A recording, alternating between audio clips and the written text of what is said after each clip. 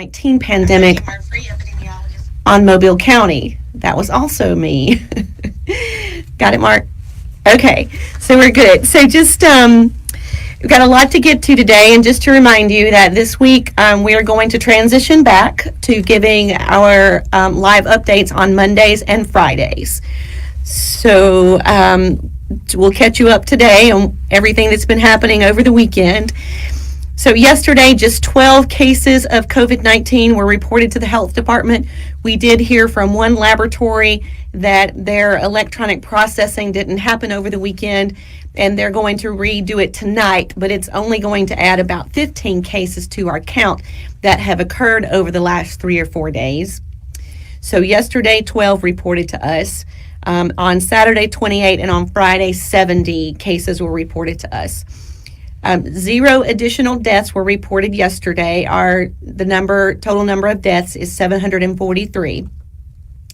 9 additional hospitalizations were reported to us. That brings our cumulative number to 4,696.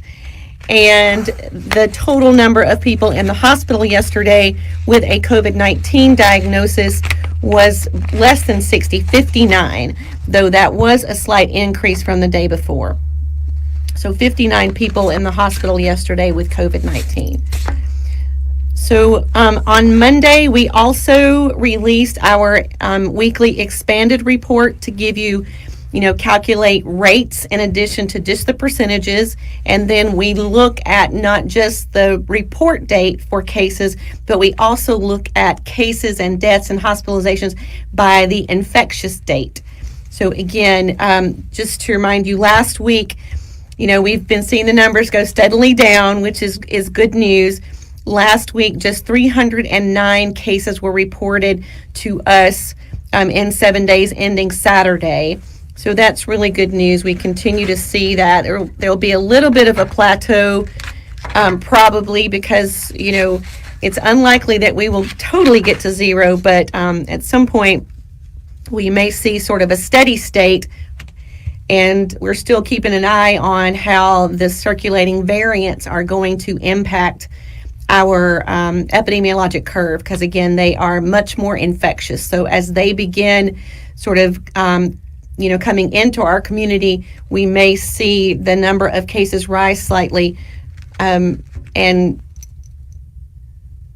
not continue going down. Sorry, I got distracted over here. So just keep an eye. What we're hoping will happen is that enough people get vaccinated and continue wearing their masks and socially distance so that we don't see another peak caused by the presence of the variant and the variant becoming widespread, transmitted through widespread community transmission. But we'll see.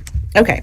So again, we usually also talk on Monday about the emergency department visits for COVID-like illness. That is down very low, it's less than 5% of all emergency department visits related to COVID-like illness.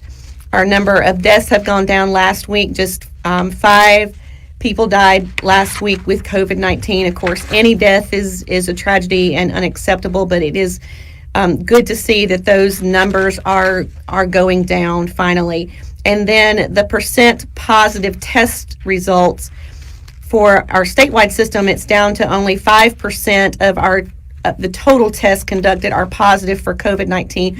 We are still seeing many more tests performed than our baseline, right? For a community our size, we need to see at least 2,000 tests completed each week, so that the amount of testing doesn't really heavily impact our trends.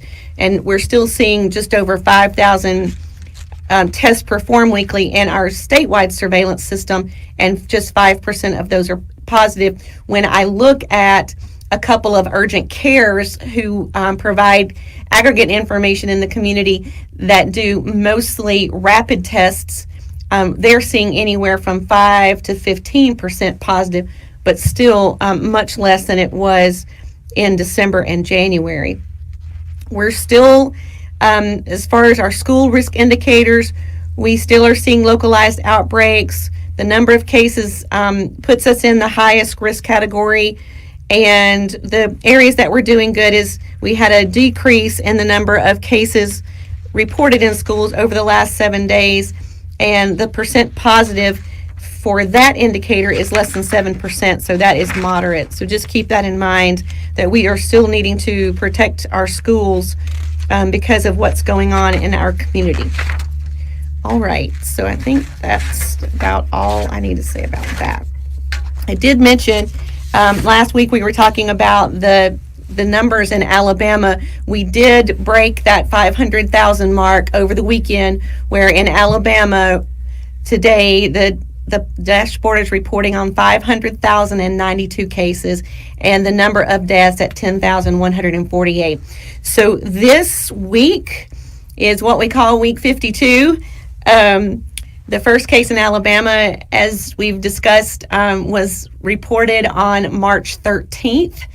And this is the 52nd week past that date. So we will hit our 1-year anniversary this Saturday, and we have seen over 500,000 cases and more than 10,000 deaths in the 52 weeks since Alabama first got into the COVID-19 pandemic game. Not a game that we chose to be in, but here we are. Okay, some good news on the horizon, I hope. Let's see, just wanted to remind you that Alabama is averaging around 100,000 doses, 100 to 110,000 doses of vaccine shipped to Alabama each week. So to date, there have been just over 1 million vaccine doses administered, and there are more than 1,100 providers enrolled to give vaccine. So this is good news, and lots of people have been asking me, how is the J&J going to be used? And Alabama announced today that, around 40,000 doses have been strategically placed throughout the state with providers to leverage the current infrastructure. So again, you have to have the capacity to store the vaccine and have a plan for administering it. And then there are additional providers that are still not receiving allotments of vaccine, and the state is continuing to work on those to sort of try to determine how they can get vaccine to as many providers as possible. All right, let's see. So CDC made an important announcement today. This morning it's just come out, so I haven't memorized it yet, but hang with me. The title of the news release was CDC issues first set of guidelines on how fully vaccinated people can visit safely with others. So this term, fully vaccinated people, is becoming lingo. I'm very glad to be a fully vaccinated person. Basically, if you're at least 2 weeks past your full course of vaccine. So if you got Pfizer or Moderna, if you are 14 days past your second dose, or if you got the J&J vaccine and you're 14 days past that dose, then you fall into this prestigious fully vaccinated people group. And again, there are just a small proportion of the people who've been able to receive the vaccine because they were in those eligibility groups. We know that we need a lot more vaccine to get everyone who should have a vaccine and who wants a vaccine to get them vaccinated. But here's what CDC said, sort of understanding what they are learning about immunization achieved through vaccination, right, and sort of a growing body of evidence. CDC has said that fully vaccinated people can do this: visit with other fully vaccinated people indoors without wearing masks or staying 6 feet apart. So that is good news, particularly if you have, let's say, a coworker and you're both fully vaccinated. If you are indoors, then you don't have to wear a mask or stay 6 feet apart. Okay. You can also visit with unvaccinated people from one other household indoors without wearing a mask or staying 6 feet apart if everyone in that other household is at low risk for severe disease. So for me, that means if I'm fully vaccinated, I can go into a household where not everyone is fully vaccinated as long as no one in that household is at risk for severe disease. So I would not, for example, want to go into a household with a mix of vaccine and fully vaccinated and not fully vaccinated if there was someone over the age of 75 in the home, or if there was, someone there who wasn't vaccinated and they were at risk of severe disease because of underlying medical conditions, for example. All right, and here's the third thing that you can do if you are a fully vaccinated person. You can refrain from quarantine and testing as long as you don't have symptoms after you've been exposed. So since I'm fully vaccinated, if I'm around someone that has COVID, as long as I don't develop symptoms, I don't have to quarantine, right? Good news. So those three things: visit with other fully vaccinated people indoors, visit with unvaccinated people in one household as long as no one there is at risk of severe disease, and I don't have to quarantine or be tested as long as I'm asymptomatic following exposure with someone who has COVID. Now, just to clarify, this applies to non-healthcare settings. Okay, non-healthcare settings. CDC has not, they're working with CMS to get this version, these guidelines, decided and published for healthcare settings. We have a lot of nursing homes who have, residents are vaccinated, staff are vaccinated, and so, what I just announced applies to non-healthcare settings. And keep eyes peeled. By Friday, we should have the information on what people who are fully vaccinated who reside or work in healthcare settings are allowed to do. So, good news. If you've been paying attention, then, for when you have natural immunity, so if you have COVID and you develop natural immunity, we still say within 3 months after your infection, you don't have to quarantine. And last week that we said the same thing for people who've been vaccinated. But now they've lifted the 90-day time period for people who've achieved immunity through vaccination. The 90 days still applies to people who have some presumed level of natural immunity following an infection. It's a little tricky, but we'll all get it together. Okay, I'm going to wait on that. So a couple of questions. Let's see. Media has noticed that some restaurants were extremely busy this weekend. Are there concerns about spread of COVID since this was the first weekend with some relaxed safety requirements for restaurants? So yes, again, the single thing that the biggest thing that was relaxed is that there is no limit on the size of party at a table. So if you are a party of 9 or 10 or 12, then you may be seated at a restaurant. So yeah, I'm always concerned about increased risk of transmission, particularly in bars and restaurants, because it's an environment where people are closer together and you have to take your mask off to eat or drink.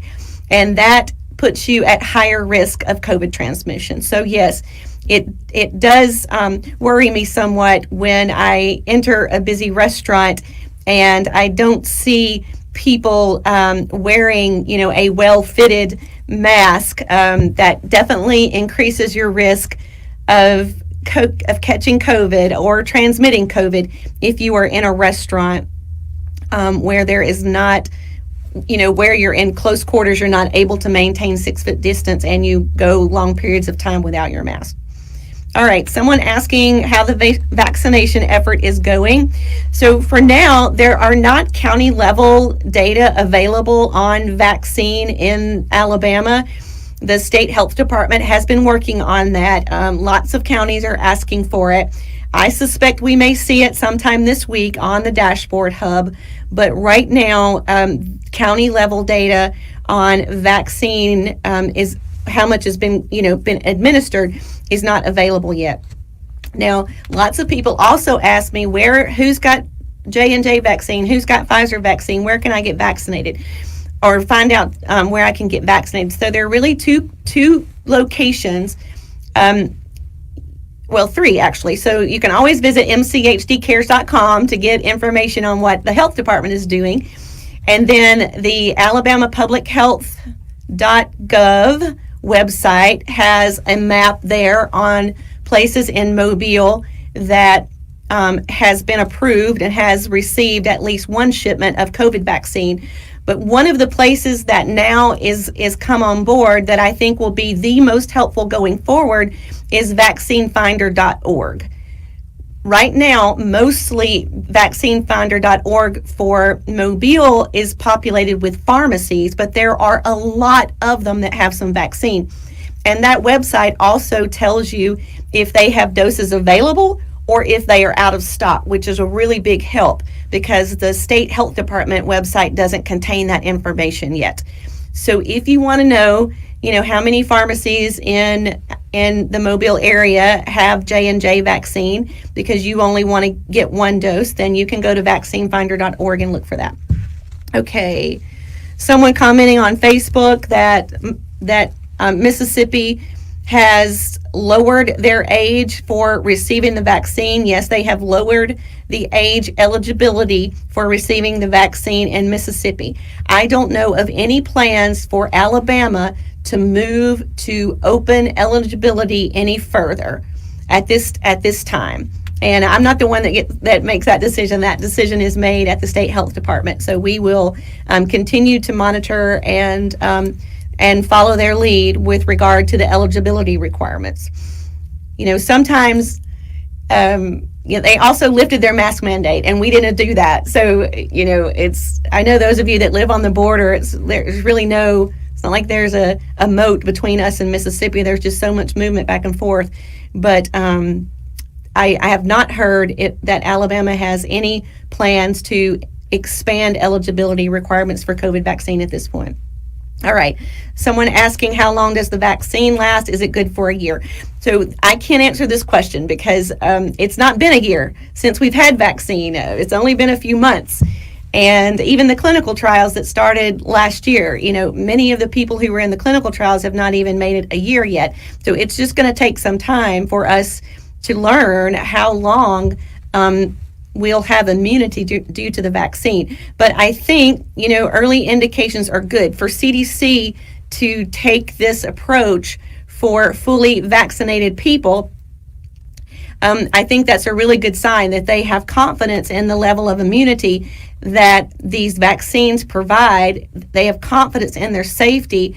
And I think we're seeing, them make this move because they even have, growing evidence to show that the vaccine is good against the variants. So that's really good news. All right. Then we got a question about someone had a family member who got their first dose at a clinic, but when they came due for their second dose, the clinic said they didn't have any vaccine. And lots of people are scrambling around the state to deal with this. So yes, there was a system, a clinic, who I think they have probably 15 or more than 15 clinics throughout the state. And in many of their locations, they did not receive or did not have available the second doses to vaccinate the patients or the people who received their first dose there. The state health department has been working closely with them. We have been talking with the state health department, about whether or not there's a role for us. Right now, it's looking like the state health department has worked out a solution to provide vaccine directly to this clinic. So while just stay in close communication with the place you got your first dose, that is your best opportunity for getting your second dose. So it's not going to be exactly at 28 days, but just remember that it doesn't have to be at 28 days. It could be 38 days, 50 days, 60 days. So I realize that this is a cause for concern for a lot of people who want to complete that second dose, complete that series so that they can be fully vaccinated. But if it doesn't happen at exactly 4 weeks, you'll still be okay. So I believe that the state will be able to get vaccine to this clinic so that they can get those second doses in arms. All right. 2 more things. Do you have questions? Do we have any idea when Alabama might hit herd immunity? Okay. Sorry, I've got lipstick on my mouth. Okay. So herd immunity is this elusive thing that, originally we had said maybe you needed to be at 70%, 70% of the population vaccinated so that you would have herd immunity. With these variants and looking at the way that things are going in the community with vaccine, now I'm hearing probably, at least 75, maybe 80% vaccine coverage is what we need. Right now, I believe the statewide overall, again, the county level data is not published, but I believe overall we're nearing 20% having at least their first dose. So we still have a ways to go. And remember that the current vaccines are only authorized, the Pfizer vaccine is authorized for 16 and older, and the other vaccines, the J&J and the Moderna, are authorized for 18 and over. And I saw some press over the weekend that said it might be next winter before we have a vaccine for children. So that's a large part of our population that's not even eligible for the vaccine right now. So it's going to take us some time before we get to that herd immunity. How many healthcare workers have received the COVID vaccine in Mobile County? So the question is, how many healthcare workers have been vaccinated in Mobile County? And I don't know the answer to that question. What we heard early on from the hospitals and from nursing homes and long-term care facilities and assisted living is that less than half of their employees were getting vaccinated. But, ongoing conversations have really, we're seeing sort of people changing their mind about wanting to take the vaccine. They've seen that it's safe. They've seen, what fully vaccinated people can do, and they want now to get vaccinated. So we're really hopeful that a much higher percentage of employees of healthcare providers will take the vaccine as we, get more and more and more doses in arms. I was on a call today and they were talking about pregnancy. During the clinical trials, pregnant women were not enrolled, although a few of them did conceive during the clinical trial. So there was just very minimal information on vaccine in pregnancy. And CDC said today that VSafe app that they've been using to monitor sort of a volunteer monitoring, that they had over 44,000 people enrolled in VSafe who had been vaccinated and are now pregnant. So they're able to get a lot of really good information on the safety of the vaccine in pregnant women. So please, if you're a pregnant woman, you've been vaccinated, and you have been providing information to VSafe, please continue doing that. It's important. Okay, so exciting news for us. Mobile County Health Department will be hosting a first dose messenger RNA vaccine clinic, the Moderna vaccine, Wednesday, March 10th at the Alabama Cruise Terminal at 201 South Water Street. And again, the people eligible, bring your proof, bring your ID or your badge or your business card. People 65 of age and older, frontline workers, so healthcare providers, first responders, hospital-based occupations, state of Alabama, continuity of government strategy, so legislators, courts, judges, constitutional officers, and cabinet heads, corrections officers, food and agricultural workers, postal service workers, manufacturing, grocery stores, public transit, people who work in education, child care, and the judiciary system. So that is still the eligibility. First dose, Moderna, first come, first serve, no appointments, bring your eligibility, starts at 9 o'clock and closes when we run out of vaccine. So that is good news. If you meet those eligibility requirements and want to get vaccinated, please come see us at the cruise terminal on Wednesday. All right. I think that's it. I was going to talk. Oh, yeah. Sorry. Thanks, Mark. Okay. I've been wanting to do this from some time, so I have to do it now since we don't do Facebook every day. I want to talk a little bit about a well-fitted mask.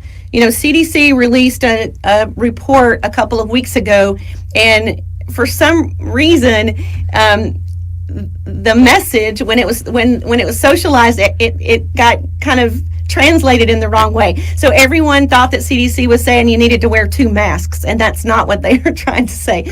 What you need is a well-fitted, 2 or 3 ply mask that's properly worn. All right, so let's talk a little bit about this. So here is, a mask.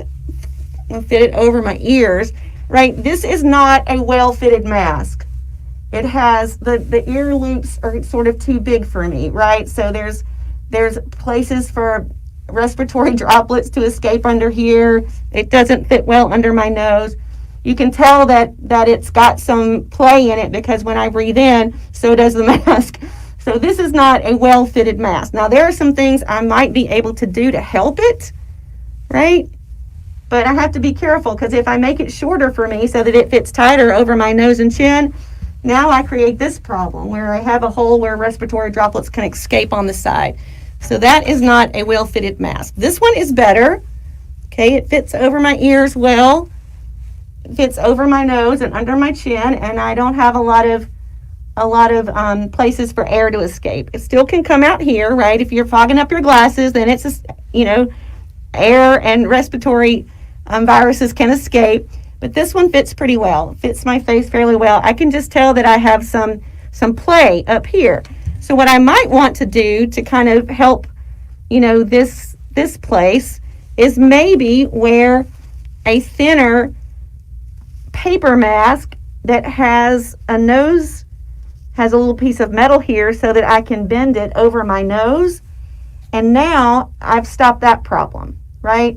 So I still, most of my protection's coming from the first mask that I'm wearing, but because this thinner one has a nose piece, now I can really make it where I'd have less air and less respiratory droplets escaping through the top, right? But don't just wear 2 masks because you think CDC said that. There are some other versions, right? This is one of the classic sort of K95s. This is really nice because, again, it has this piece of metal here. You need to make sure that you press it down so that nothing escapes. This is really ideal for my face because I've got sort of protection all around, underneath, and on top. The one that I like to wear, which is this hand sewn mask, it also has good coverage over the nose and under the chin, right? So it doesn't poke out on the sides. It doesn't have a metal clip, but it's got this piece that's kind of shaped like my nose so that it reduces the air that comes out. Now remember, if this were too big for me and I wanted to, turn it over so that it fit closer to my face, look, now I'm creating another bad situation, right? So it's not that 2 masks is right or wrong. It's just about wearing a well-fitted mask. So please,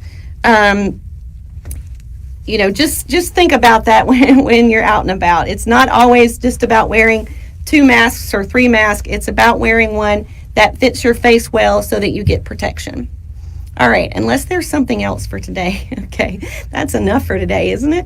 All right, so maybe we'll see you on Wednesday at the cruise terminal for your first dose of Moderna vaccine, and that would be great if we do. And if not, we'll catch up with you again on Friday at 2:30. So everyone have a great week.